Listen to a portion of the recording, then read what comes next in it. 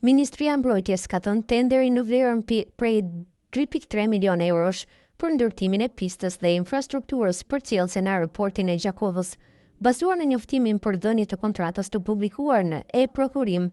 Për këtë tender janë pranuar ofertat e 4 kompanive, e që në fund është shpallur fitues grupi i kompanisë së reja SHPK, Graniti SHPK, Call Home Electronics SHPK, ndërkohë oferta më e lartë ka qenë 3.584.207 euro.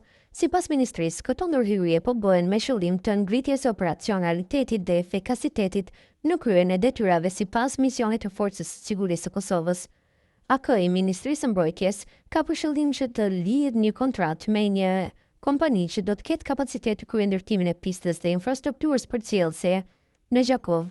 Ndërtimi duhet të bëhet sipas specifikave teknike të kërkuara, para masës dhe para llogaritjes dhe projektit të përcaktuar në dosjen e tenderit me qëllim të ngritjes së operacionalitetit dhe efikasitetit në kryerjen e detyrave sipas misionit të FSK-s.